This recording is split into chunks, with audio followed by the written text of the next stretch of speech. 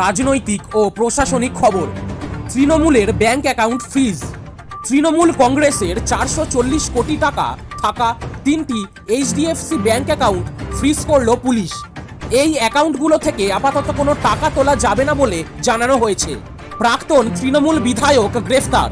তোলাবাজি এবং ত্রাণ চুরির অভিযোগে কর্ণাটক থেকে গ্রেফতার করা হলেন প্রাক্তন তৃণমূল বিধায়ক রামেন্দু সিংহ রায়। ভিন রাজ্যে পালিয়ে গিয়েও শেষ রক্ষা হলো না তার। জ্যোতিপ্রিয় মল্লিকের ইস্তফা। শারীরিক অসুস্থতার কারণ দেখিয়ে তৃণমূলের জাতীয় কর্মসমিতির সদস্যপদ সহ দলীয় সমস্ত পদ থেকে ইস্তফা দিলেন প্রাক্তন খাদ্যমন্ত্রী জ্যোতিপ্রিয় মল্লিক। পশ্চিমবঙ্গ দিবস বিতর্ক ও উদযাপন। 20 জুন পশ্চিমবঙ্গ দিবস। রাজ্য জুড়ে পালিত হলো পশ্চিমবঙ্গ দিবস।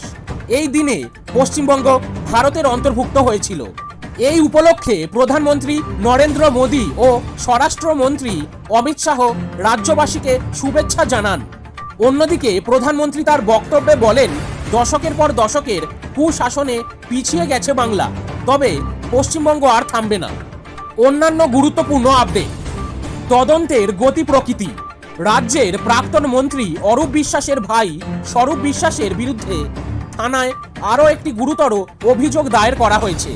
অন্যদিকে মেসির হ্যাটট্রিক ম্যাচের পরের দিনই 3 বার তলব এড়ানোর পর অবশেষে বিধাননগর থানায় হাজিরা দিলেন প্রাক্তন ক্রীড়ামন্ত্রী অরূপ বিশ্বাস। আবহাওয়া বার্তা। দক্ষিণবঙ্গ সহ কলকাতায় সপ্তাহান্তে ভারী থেকে অতি ভারী বৃষ্টির পূর্বাভাস দিয়েছে আবহাওয়া অফিস। জারি করা হয়েছে লাল সতর্কতা।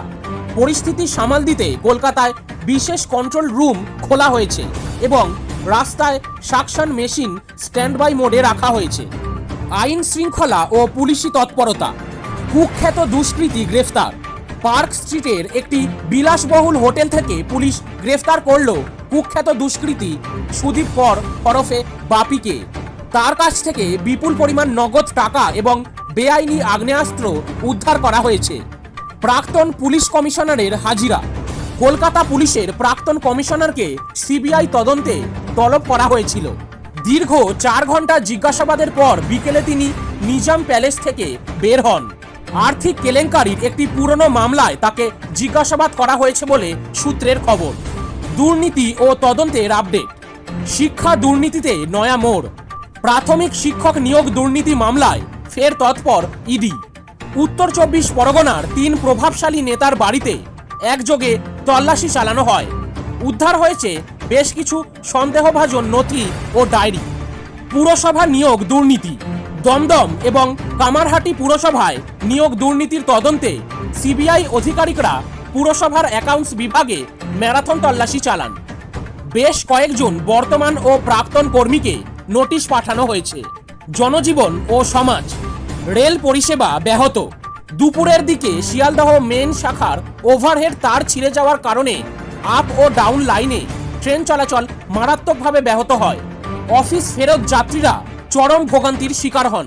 প্রায় 2 ঘন্টা পর পরিস্থিতি স্বাভাবিক হয়। ডেঙ্গু সচেতনতা। কলকাতায় বর্ষার শুরুতেই ডেঙ্গুর প্রকোপ রুখতে পুরসভার স্বাস্থ্যকর্মীরা প্রতিটি ওয়ার্ডে চিরুনি তল্লাশি শুরু করেছেন। বিভিন্ন নির্মীয়মান আবাসন ও সরকারি অফিসে জমে থাকা জলের জন্য জরিমানা করার প্রক্রিয়াও শুরু হয়েছে।